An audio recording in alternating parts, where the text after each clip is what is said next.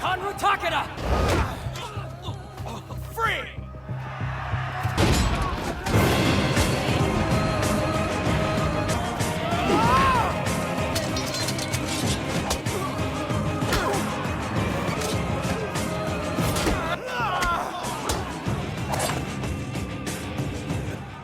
Rip the bastard apart! Hard cat!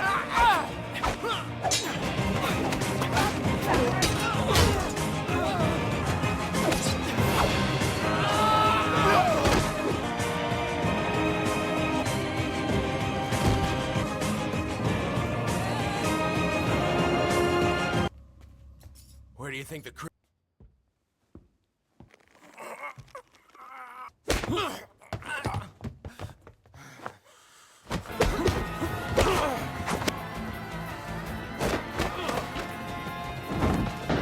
Hey!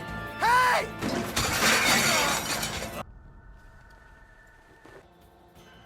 It's money.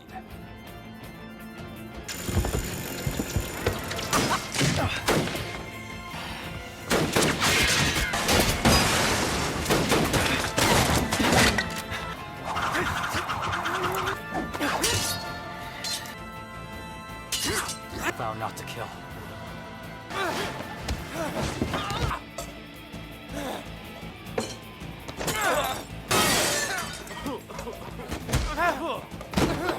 Hold on! Here. Vegetarian. May you rest here. A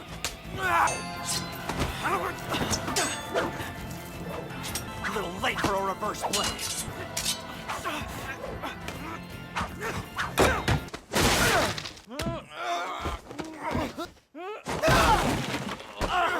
You gotta use your head!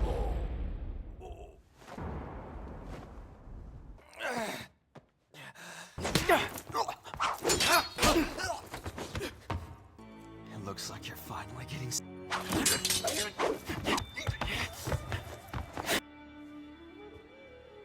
Do you really think this is going to end with...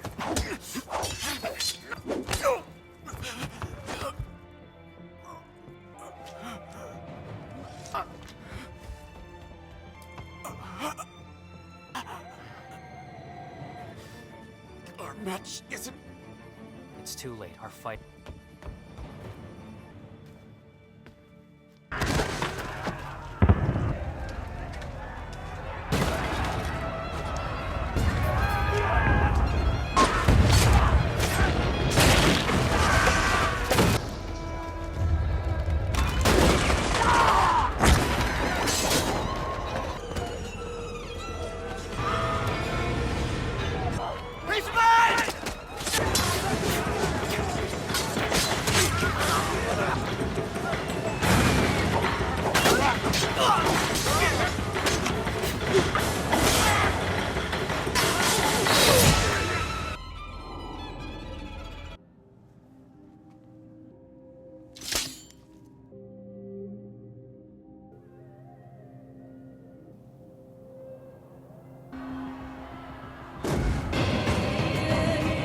One order, thank you.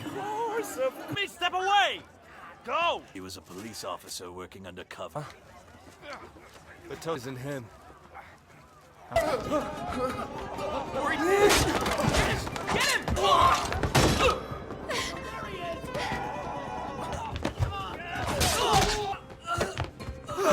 Taking advantage of the vulnerability.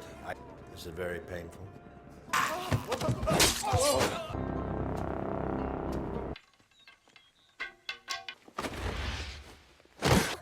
The legacy he left me?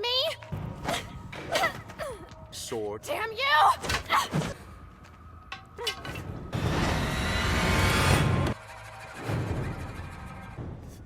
How could this have happened?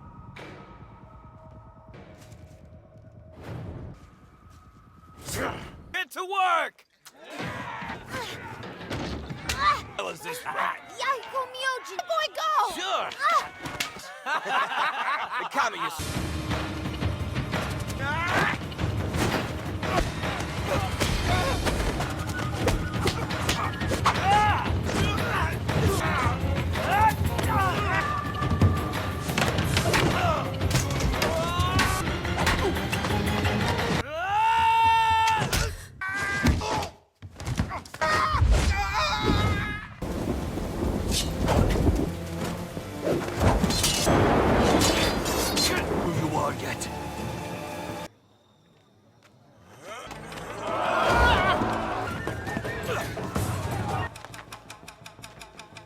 19! No one's seen you in 10 years.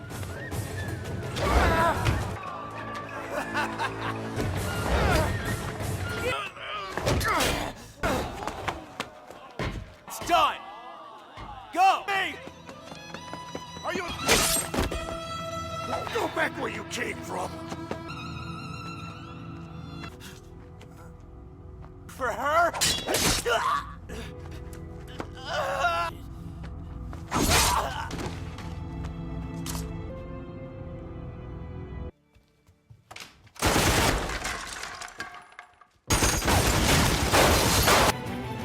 Damn you!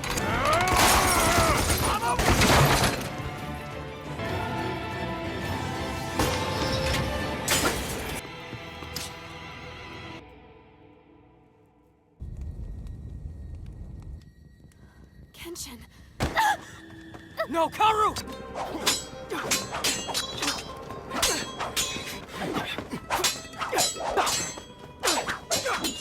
Couldn't see the loop-back blade coming.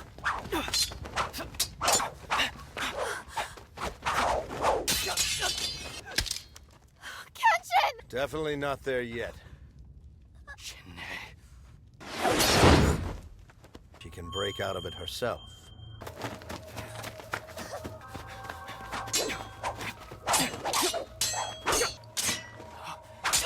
Come at me.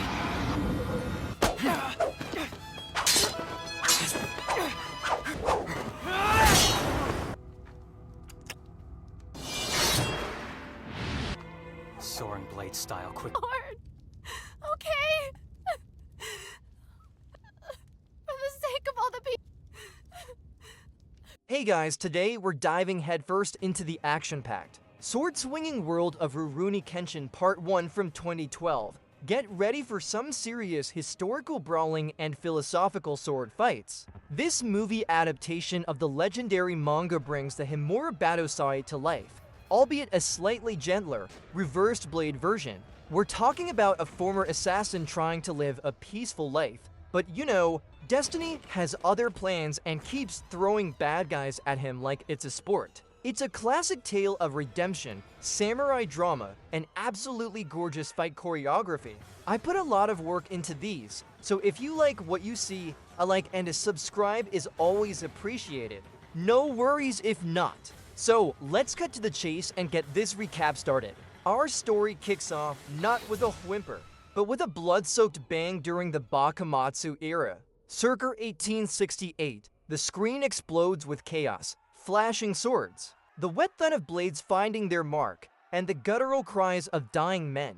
We see a young, lean figure, none other than Himura Kenshin, then known terrifyingly as the Hitokiri Battōsai, the Manslayer. He's a blur of motion, a crimson streak in the night, his katana a deadly extension of his will. The crack of steel on steel echoes as he slices through dozens of warriors, their attempts to halt him futile as trying to catch smoke. This guy isn't just good. He's a walking, talking, sword-swinging nightmare for anyone on the opposing side. It's a truly horrifying display, showing exactly why his name struck fear into the hearts of many. Amidst the burning wreckage of Kyoto, as the cries of battle fade into embers, we witness the end of an era. The war is over, the Tokugawa shogunate has fallen, and a new age, the Meiji era, is dawning. Kenshin stands alone, his blade, a tool of such immense destruction, now feels heavy, perhaps with the weight of countless lives taken. We see him make a solemn vow, a promise to himself and to those he's wronged. He will never kill again. He replaces his lethal katana with a sakabatō, a reversed blade sword, a rather symbolic choice if you ask me. It's a bold statement, like a Michelin star chef deciding to only cook with dull spoons from now on. The clinking of his sheathed sword, now rendered less deadly, is almost a whisper of his new path. He becomes a Rurouni, a wandering samurai, seeking atonement and a life of peace, or at least as much peace as a former legendary assassin can hope for. Fast forward 10 years. Japan is a different place, bustling with progress, though still clinging to its samurai roots in some corners. Our man Kenshin, with his distinctive cross-shaped scar on his cheek, is still wandering, still trying to uphold his vow. He's traded the cold stare of a killer for a gentle, almost serene expression. He's clad in simple robes, his reversed blade sword at his hip, a constant reminder of his past and his present commitment. The rustle of his clothes as he walks, the quiet hum of the market around him, it's a stark contrast to the cacophony of war. He's a lone wolf, yes, but a very polite, unassuming one. He helps out where he can, asks for nothing in return, essentially becoming the most overqualified Good Samaritan around. It's a nice change of pace, but you just know it won't last. Turns out, peace is a fickle mistress, especially when someone starts tarnishing your legendary killer name. Whispers are sweeping through Tokyo, the Hitokiri Battōsai is back. But our Kenshin is clearly not the one causing all this ruckus. Someone is masquerading as the infamous manslayer, leaving a trail of bodies and fear in their wake. The clatter of fleeing footsteps and terrified screams fill the air as we see glimpses of this imposter, cutting down innocent people with ruthless precision. The actual Battōsai, Kenshin, hears these unsettling rumors, his brows furrowing with a mix of concern and, let's be honest, probably a little bit of annoyance. Imagine someone impersonating you at a costume party, but instead of embarrassing jokes, they're committing murder. Not exactly great for your brand, is it? Enter Kaoru Kamiya, a fiery young woman with more spirit than she has students. She's the proud, albeit struggling, proprietor of the Kamiya Kenshin dojo. Unfortunately, the Battōsai imposter is making things even harder for her. The clanging of her bakken as she practices alone in the echoing dojo tells a story of dedication, but also of loneliness. No one wants to train at a dojo associated with the murderous kendo style supposedly being used by this new killer. She's trying to keep her family's legacy alive, but frankly, it's looking less like a thriving martial arts school and more like a very large, slightly dusty meditation space. The pressure is immense. You can almost hear the strain in her voice as she calls out moves to an empty room. It's a tough gig, especially when your biggest problem isn't low enrollment, but a mass-murdering imposter. The imposter Battōsai, a truly unpleasant chap named Jinny, we'll get to him later, continues his bloody rampage. He's not just killing, he's doing it in a way that implicates Kaoru's dojo, using the Kamiya Kenshin style to make it look like they're behind the murders. The swish and thud of his katana cutting down innocent townsfolk, the screams of the victims, it's truly chilling. He's cornering people, enjoying their fear, and spreading misinformation faster than a viral meme about cat videos. Kaoru, understandably, is furious. Her dojo, her family's name, her entire life's work is being dragged through the mud by this sadistic pretender. It's a classic case of mistaken identity, but with way more murder and less witty banter than a typical sitcom. The injustice of it all practically vibrates off the screen, just as Kaoru finds herself in a tight spot, cornered by the fake Battōsai and his goons, who should appear but our hero, Kenshin.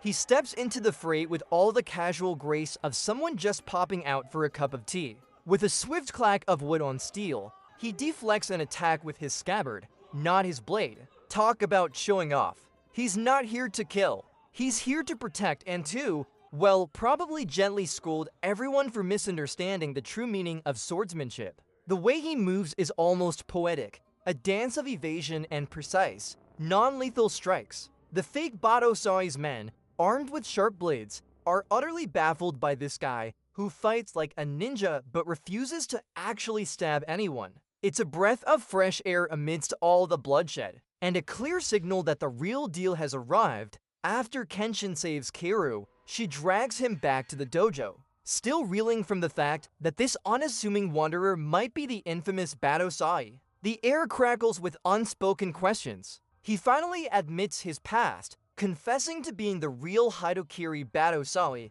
but emphasizes his new vow. The creak of the old dojo floorboards seems to amplify the tension. Kaoru naturally is aghast. This gentle soul, a legendary killer? It's like finding out your favorite fluffy cat used to be a tiger. She struggles with the truth, but his unwavering kindness and the undeniable fact that he uses a reversed blade sword, and thus refuses to kill, slowly chip away at her skepticism. It's a delicate moment, a fragile bridge being built between a scarred past and an uncertain future.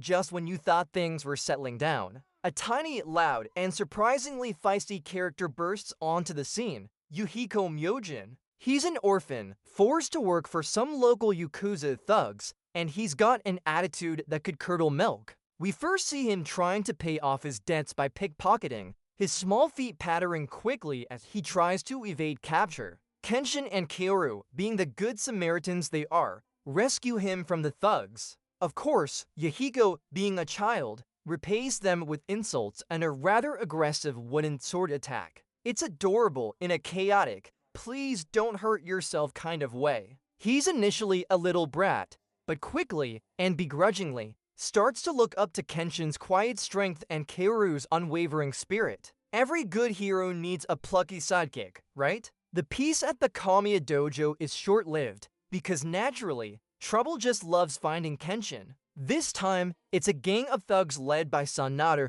working for the unscrupulous industrialist, Takeda Kanryu. They believe the fake Battōsai is hiding at the dojo, and they're not asking politely. The creak of the dojo gate groaning open, followed by the heavy thud of multiple boots on the wooden porch, signals their arrival. These guys aren't exactly paragons of martial arts, mostly just big brutes with wooden swords and pipes, but they outnumber Kaoru and Yuhiko significantly. It's a classic small hero versus overwhelming odd setup. The air thickens with tension, the whispers of their threats filling the quiet evening. You can practically hear the subtle clink of Kenshin's sakabatō begging to be unsheathed. Just as things are about to get really messy, Kenshin steps up, his presence instantly calming the storm around Kaoru and Yuhiko. He moves with a silent, breathtaking speed, a true master at work. The thugs barely register his movements before they're disarmed, their weapons flying with a loud clatter to the ground. He delivers precise, non-lethal strikes with the blunt edge of his sakabatō, each whack against a body echoing through the dojo. It's less a fight and more a masterclass in how to gently persuade large men to give up without actually harming them. He ducks and weaves, parries and strikes, never letting his blade find flesh. The thugs are left sprawled, dazed and confused, wondering how they got so thoroughly beaten by a tiny, red-haired man who didn't even draw blood. It's quite the show, honestly, a silent ballet of violence averted. Our story then introduces us to another tragic figure, Megumi Takane. She's a brilliant doctor from a renowned family, but she's fallen on hard times and, worse, fallen into the clutches of Takeda Kanryu. He's forcing her to synthesize a highly potent form of opium. We see her hands trembling, meticulously mixing chemicals in a dimly lit, suffocating laboratory. The soft clink of glass beakers and the quiet hiss of chemical reactions are the only sounds, highlighting her isolated despair. She's a prisoner, haunted by the moral implications of her work, knowing that her creations are ruining countless lives. Her desperation is palpable. You can almost feel the weight of her conscience pressing down on her. It's a grim setup, showing just how far Kanryu's tendrils of evil reach. Next up, we meet the human equivalent of a walking, talking brick wall, Sanosuke Sagara. He's a former member of the Seikiho army, a group unfairly branded as frauds, and he holds a serious grudge against the Meiji government. He's now a street fighter for hire, recognizable by his massive Zanza sword, less a sword, more a giant slab of steel with a handle. The heavy thud of his boots on the cobblestones announces his arrival long before you even see his cocky grin. He's got a swagger about him, a rebellious glint in his eye, and an eagerness for a good brawl that's almost infectious. He's muscle-bound, loud, and looks like he could probably fell a small tree with a single swing. He also makes a pretty penny smashing of dojos, which, surprise surprise, brings him right to Kaoru's doorstep. And here we go. The moment everyone's been waiting for, Kenshin versus Sanosuke. Sanosuke, fueled by his hatred for the government that betrayed him, is ready to pulverize Kenshin, seeing him as a symbol of the new era. He swings his monstrous Zanza's sword, a weapon that could probably chop a car in half, with incredible force. The air whooshes as it cleaves through space, leaving Sanosuke's raw power ringing in our ears. Kenshin, ever the agile one, ducks and weaves, his movements as fluid as water. The clang of Kenshin's small sakabatō against the massive zanza is almost comical, like a butter knife trying to stop a sledgehammer. But our boy Kenshin is no ordinary butter knife wielder. He's making Sanosuke work for every single breath, dancing around his wild, furious swings. The fight intensifies, turning into a breathtaking ballet of brute force against refined skill. Sanosuke's zanza delivers blows that thud and clang with enough power to send shivers down your spine, leaving craters in the ground where Kenshin once stood. Kenshin, with his reversed blade, is constantly on the defensive, the clink-clank of his sword against Sanosuke's behemoth weapon a rapid-fire rhythm. He's not trying to win by cutting. He's trying to win by outmaneuvering and tiring out his opponent. It's like watching a hummingbird trying to outlast a rhino in a dance-off. His face shows the strain, but his determination never wavers. Every parry, every dodge, every slight shift of his weight is perfectly calculated, pushing Sanosuke to his limits, but still managing to keep him surprisingly and dash mangled. Eventually, Kenshin, with a final, expertly placed non-lethal strike, knocks Sanosuke out cold. The thud of Sanosuke's massive body hitting the ground echoes, a testament to the fight's intensity. When Sanosuke comes to, he's bewildered. He got up against the legendary Battōsai, and not only was he still alive, but he'd also been treated with respect. Kenshin explains his vow, his desire for a peaceful world, and suddenly, Sanosuke sees a glimmer of hope, a purpose beyond just punching things and holding grudges. It's a classic redemption arc for a street brawler. Who knew? He agrees to join Kenshin mostly because he's got nothing better to do, and Kenshin seems like a pretty stand-up guy, despite the whole former assassin thing. The clinking of his zanza sword as he sheaths it now feels less angry, more expectant. A bromance, or at least a powerful alliance, is born. Now, let's talk about the big bad of the movie, Takeda Kanryu. This guy is the epitome of unchecked corporate greed, a truly despicable industrialist making his fortune by flooding Japan with his potent opium. We get a glimpse into his sprawling, opulent mansion, which is less a home and more a fortress, bristling with guards. The distant, rhythmic clanking of machinery from his hidden opium factory is a constant, sinister hum beneath the surface of his supposed respectability. He's utterly ruthless, caring only about profit, and views human life as utterly expendable. He's got this smug smirk plastered on his face that just screams, "I'm evil."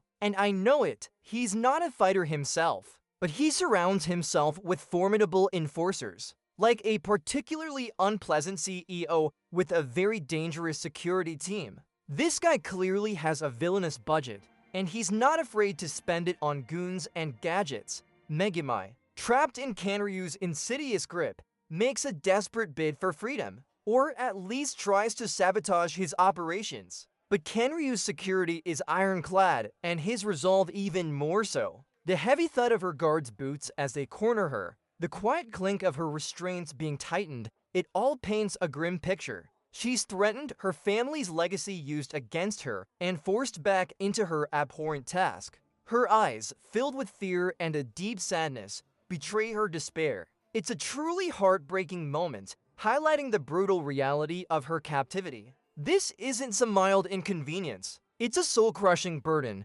forcing a healer to become an instrument of destruction. This scene really hammers home just how much of a monstrous scoundrel Kanryu truly is. Back at the dojo, the gang Kenshin, Kaoru, Sanosuke, and even little Yuhiko decide they can't just stand by while Megumi suffers. They form an unlikely, ragtag alliance, like a dysfunctional family going on a very dangerous picnic. The scratch of Kenshin's finger tracing a map on the dusty floor. The earnest murmurs of Kaoru's concerns. Sanosuke's eager thump on the table, ready for a fight. And Yuhiko's wide-eyed determination. It all blends into a chorus of resolve. They devise a plan to infiltrate Kanryu's heavily guarded compound. It's a classic let's bust into the bad guy's lair scenario, but with more honor and considerably less explosions than a modern action movie. Still, the underlying tension is palpable. They know this isn't just a friendly sparring match.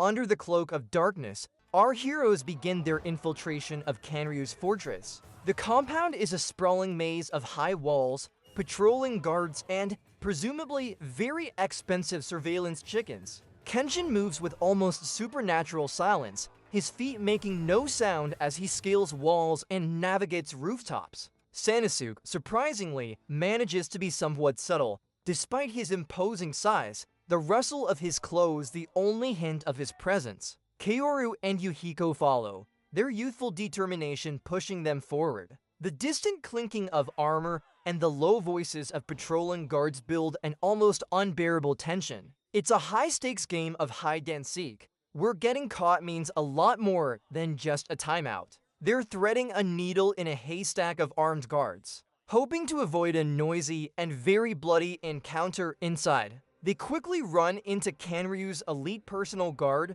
the Onawabanshig, basically the historical equivalent of a superpowered ninja squad. Their first challenge comes in the form of Shikio, a mountainous brute of a man whose muscles have muscles. The crack of his knuckles as he prepares for a fight is almost as loud as the thud of his massive feet. He's got an intimidating presence, a hulking figure that makes Sanosuke look, well, merely large instead of colossal. He's clearly not one for witty repartee, preferring to let his fists and raw strength do the talking. Sanosuke, ever the eager brawler, wastes no time in stepping up to the plate. It's going to be a battle of titans, and you can practically feel the ground shake in anticipation. This isn't a graceful sword fight. This is a pure, unadulterated slugfest. Sanosuke and Shikio go at it like two enraged sumo wrestlers, but with more clothes and significantly sharper tempers. The crunch of their fists connecting, the groans of exertion, the shatter of nearby pottery as they slam each other around. It's a symphony of destruction. Sanosuke Zanza's sword is left leaning against a wall, because sometimes you just need to get up close and personal. Shikio's strength is immense, but Sanosuke's resilience and stubbornness are legendary. They're trading blows that would floor an ordinary person, each WHAM echoing through the compound. It's a brawl to end all brawls, a satisfyingly primal display of who can hit harder and take more punishment, while Sanosuke is busy remodeling Shikio's face. Kenshin is creating a distraction, darting through the compound like a graceful phantom. He faces off against multiple guards,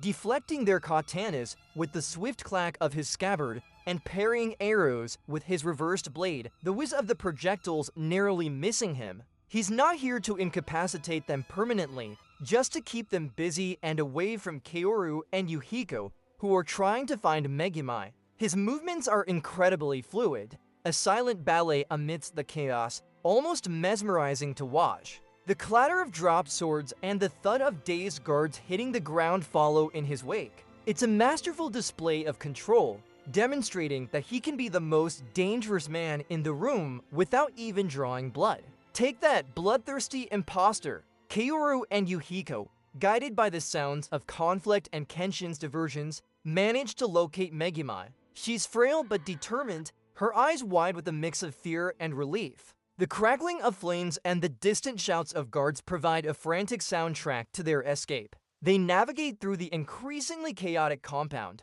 running through corridors that threaten to collapse. Megumi, though weakened, finds a burst of adrenaline, spurred on by the genuine concern of Kaoru. Yuhiko, ever the protector, valiantly tries to shield them both.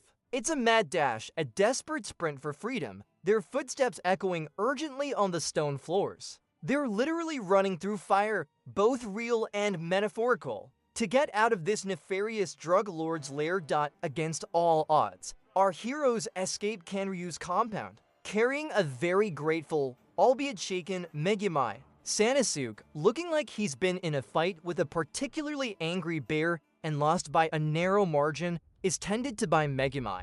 The gentle sigh of the night wind, a stark contrast to the earlier chaos, provides a moment of reprieve. Despite their differences and how they met, they've formed a bond through shared danger. Megumi, now free, uses her medical expertise to patch up Sanosuke, the snip of scissors and the soft dab of antiseptic becoming sounds of healing. It's a temporary victory, a moment of calm before the next storm, but it solidifies their impromptu family unit. Plus, Sanosuke finally gets some real medical attention, which is nice. Just as our heroes are catching their breath, a new, far more insidious shadow looms. We properly reintroduce Jinny Udo, the actual maniac impersonating Kenshin. This guy is pure nightmare fuel, with a sinister grin and a particularly creepy, shriveled left hand, which, oddly enough, makes him more memorable. He's been lurking, watching Kenshin, like a predator sizing up its prey. The quiet rustle of leaves as he stalks in the shadows, the almost imperceptible click of his teeth as he smiles, betray his sadistic nature. He's fascinated by Kenshin's vow, but only because he sees it as a weakness, an opportunity to push Kenshin back to his bloodthirsty past. He's not just a killer. He's a psychological tormentor, an artist of despair.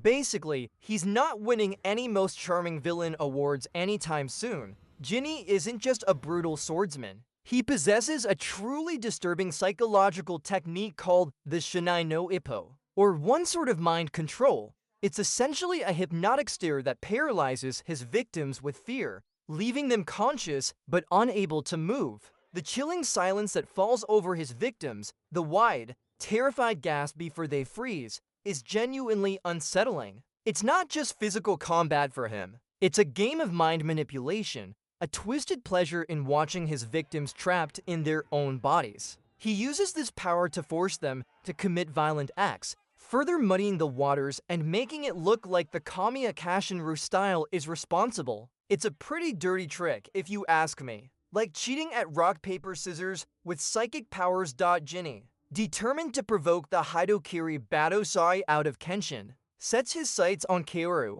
He leaves a chilling message, a cruel taunt explicitly threatening her, knowing it's Kenshin's greatest weakness. The rustle of the paper as Kenshin reads the note, his jaw clenching, speaks volumes. You can almost hear the internal struggle, the clash between his vow to never kill and his primal urge to protect. The cross-shaped scar on his cheek seems to pulse with old memories. It's a truly awful trap, forcing Kenshin to confront his past and the monster he swore he'd never be again. Jinny is playing with fire, but unfortunately, Kaoru is the fuel. The air in the dojo becomes heavy with Kenshin's quiet rage, a dangerous, barely contained storm.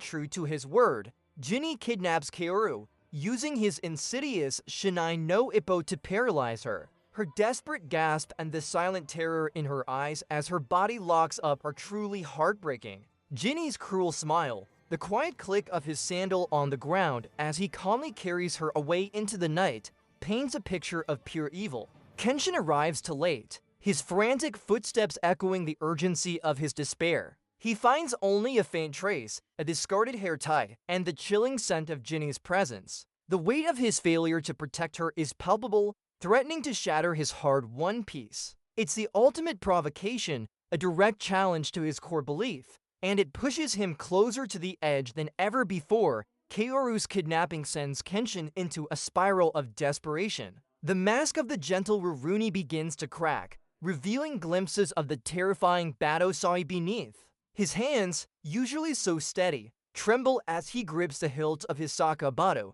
the reversed blade feeling almost mocking in its inability to kill. The raspy quality of his breathing, the faint growl in his throat, signify his internal struggle. He's battling his own demons, fighting the urge to revert to the cold-blooded killer he once was to save the person he cares about most. It's a terrifying transformation, watching the light drain from his eyes, replaced by a chilling, murderous intent. The fate of Kaoru and Kenshin's very soul hangs precariously in the balance. This is not just a rescue mission. It's a fight for his identity. The stage is set for the ultimate showdown, Kenshin versus Jinny, on a desolate, windswept riverbank. Kaoru lies nearby, paralyzed and helpless, the cruel bait in Jinny's game. The wind whistles through the reeds, carrying the heavy silence of anticipation. Jinny, with his chilling smile, is clearly enjoying this, relishing the chance to push Kenshin over the edge.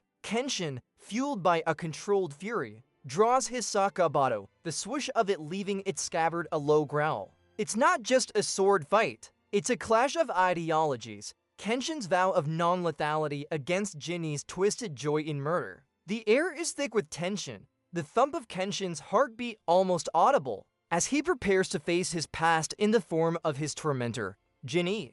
Being the absolute menace he is, focuses his efforts on breaking Kenshin, continually taunting him about his past as the Battōsai. He wants Kenshin to kill him, to return to his bloodthirsty ways. The clang of their swords, the frantic shouts of Jin-E, and Kenshin's grated teeth as he fights not only his opponent, but also his own inner demons, create a visceral experience. We see flashes of his past, the haunting images of his kills, threatening to pull him back into the abyss. His movements become more desperate, wilder, teetering on the edge of the killer persona. It's a truly harrowing display, the struggle against himself even more intense than the fight against Jin-E. The wind howls around them, echoing Kenshin's internal torment. It's a brutal tug-of-war for Kenshin's very soul. Asterisk to push Kenshin further. Jin-E intensifies his Shinai no Ippo on Kaoru. She's in agony, tears streaming down her face, her body locked in an unbearable paralysis. We can almost hear her silent screams, the frantic thump of her heart against her ribs,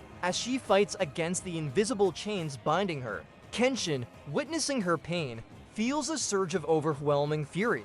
The growl that escapes his throat, a sound raw and untamed, signifies the Battōsai's imminent return. Jin-E's goal is almost achieved. Kenshin is at his breaking point. The river murmurs ominously nearby, almost as if anticipating the bloodshed that is about to erupt. It's a truly cruel tactic, turning the pain of an innocent into a weapon against the hero. But Kaoru is no damsel in distress. She's got a spirit forged in steel. Seeing Kenshin teetering on the edge of becoming his former, murderous self, she finds a surge of unimaginable strength. With a raw, guttural scream that seems to tear through the air, she snaps out of Jin-E's paralysis. It's a moment of pure, unadulterated willpower, a testament to her love for Kenshin and her belief in his path of non-lethality. The sheer force of her will sends ripples through the scene, momentarily stunning Jin-E. Her body, though still weak, moves, and her voice, though hoarse, calls out to Kenshin, pulling him back from the brink of absolute despair. It's a truly heroic moment, proving that true strength isn't always about wielding a sword. Kaoru's scream, a beacon of hope, pulls Kenshin back from the abyss. He doesn't revert to the cold-blooded Battōsai, but he does unleash a torrent of suppressed fury, channeling his rage into his heightened Mitsuru style. His movements are breathtakingly fast, a blur of motion, the whoosh of his sword cutting through the air with lethal precision, even though it's the reversed blade. The clang and clatter of his blade against Jin-E's is a rapid-fire assault. He's no longer just defending. He's attacking with an intensity that would have made his enemies from the Bakumatsu era soil themselves. He's precise, he's powerful, and he's terrifying. It's a spectacular display, showing that even with a blunt edge, Kenshin is a force of nature, a controlled storm of skill. With a final, devastating flurry of blows, Kenshin delivers the finishing move. It's a powerful strike that slams into Jin-E, but crucially, it's with the blunt side of his blade. Jin-E is knocked unconscious, his twisted grin finally wiped from his face. Kenshin stands over him, panting, the thump of his own heart still a frantic rhythm. He has won, he has protected Kaoru, and he has upheld his vow. The relief is palpable, washing over him in waves. He chose not to kill, even when pushed to his absolute limit, even when faced with such a vile opponent. The quiet thud of Jin-E's body hitting the ground, the fading whistle of the wind, it's a moment of triumph, not just for Kenshin, but for his very humanity. He truly is the gentle Rurouni, while Kenshin is busy saving Kaoru and having a very intense spiritual crisis. Takeda Kanryu is absolutely livid. His opium compound was infiltrated, his goons were beaten, and his star opium chef, Megumi, escaped. The smash of a priceless vase against a wall, the enraged shouts at his remaining guards. He's not a happy camper. He decides to escalate things dramatically, preparing for a full-scale assault on Kenshin and his newfound friends. He gathers his remaining, more formidable forces, ready to eliminate them all. The clink of weapons being drawn, the grim determination on the faces of his elite guards, hints at the storm that's brewing. Kanryu is not one to let a slight go unpunished. and he's about to unleash everything he's got. Our heroes, having dealt with Jinny, now turn their attention to the source of all the problems, Kanryu's lavish, yet deadly, mansion. It's a full-on frontal assault, a desperate charge against overwhelming odds. The bang of their entry, the clash of their weapons against the first wave of guards, it's an immediate immersion into chaos. Kenshin and Sanosuke lead the charge, a whirlwind of speed and brute force. Kaoru and Yuhiko follow, providing support, their determination shining through. The mansion becomes a labyrinth of conflict, with the thump of bodies, the zing of arrows, and the clang of steel echoing through its halls. It's a testament to their resolve, knowing that this is the only way to truly put an end to Kanryu's reign of terror. Sanosuke, ever the one to pick a fight, finds himself up against Gain, a truly unsettling member of the Onawabanship. Gain isn't just a fighter. He's a macabre puppeteer, controlling creepy, lifelike dolls with incredible precision. The creak of the puppet strings, the unsettling clatter of their wooden limbs, and the hiss of their blades as they attack create a truly unique and disturbing fight scene. Sanosuke, of course, just wants to smash things. He uses his Zanza sword to cleave through the puppets, the crunch of wood and metal satisfyingly loud. It's a bizarre dance between artifice and raw power, with Sanosuke's blunt force overcoming Gain's intricate, unsettling artistry. He's not subtle, but he's incredibly effective, and frankly, who wants to fight creepy dolls anyway? Meanwhile, Kenshin faces Banjin, a truly formidable opponent encased in what looks like medieval samurai tank armor. This guy is a walking fortress, virtually immune to Kenshin's non-lethal strikes. The clang of Kenshin's sakabatō against Banjin's heavy plate armor is constant and frustratingly ineffective. Kenshin, ever agile, dances around the armored brute,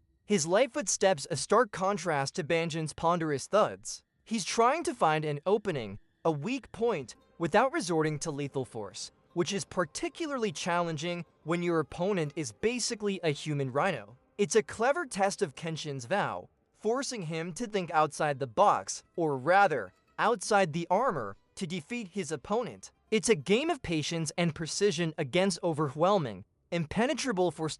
And for the grand finale, we have Kenshin against Kanryu himself. But here's the kicker, Kanryu isn't a swordsman. Oh no, he's got something much louder and more anachronistic, a Gatling gun. The sudden rat-a-tat-tat of the gun is deafening, filling the air with a truly terrifying mechanical roar. It's a ridiculously over-the-top weapon for a samurai movie, but it works. Kenshin is forced into a desperate dance of dodges, the bullets whizzing past him with alarming frequency. It's a stark contrast, the elegance of the sword against the brutal efficiency of modern firepower. Kanryu's maniacal laughter rings out, clearly enjoying his technological advantage. This isn't a fair fight, but Kenshin has never been one to shy away from impossible odds, especially when there's a good dramatic flourish to be had, despite the deafening roar of the Gatling gun. Kenshin, with a final burst of unparalleled speed,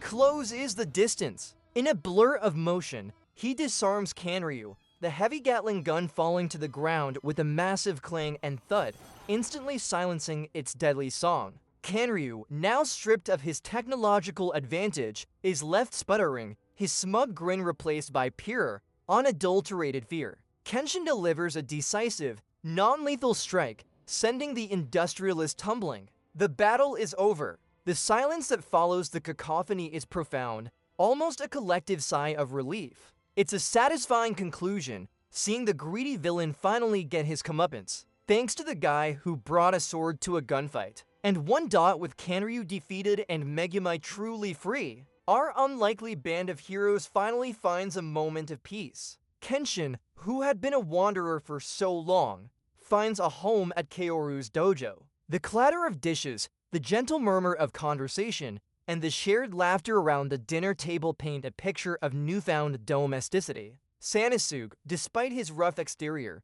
clearly enjoys the company. Megumi, shedding her fear, begins to heal, both herself and others. Yuhiko, no longer a street urchin, dedicates himself to training, his thwacks of the wooden sword echoing with hope. It's a heartwarming scene, showing that even amidst the chaos of a changing world, family can be found in the most unexpected places. It's almost sickeningly sweet. In the best way possible, Kenshin, standing on the dojo porch, gazes out at the peaceful landscape. The wind rustles through his red hair, but his face is calm, a small, genuine smile gracing his lips. The cross-shaped scar, once a stark reminder of his bloody past, now seems to tell a different story, one of resilience, atonement, and hope. He has found something he never thought he would, a home, a family, and a purpose beyond just wandering. His vow remains stronger than ever, but now it's bolstered by the people he's sworn to protect. The quiet creak of the porch, the distant chirp of birds, it all signifies a quiet strength, a gentle resolve that promises to face whatever new challenges arise. He's not just Himura Kenshin anymore. He's part of something bigger. And so, Rurouni Kenshin Part 1 closes, leaving us with a powerful sense of hope and the promise of many more adventures. Kenshin's journey reminds us that even the darkest past can be overcome, and that true strength often lies not in the ability to destroy, but in the unwavering will to protect and to heal. It's about finding your place, your family, and fighting for a future where peace is more than just a fleeting dream. The quiet whisper of the wind carries their story forward, a testament to the enduring power of redemption and the bonds forged in fire. What an incredible ride, filled with breathtaking action and deeply resonant themes. It really makes you think about the power of choice, doesn't it? Thanks for joining me on this epic recap, and remember to keep that reverse blade spirit alive in your own lives.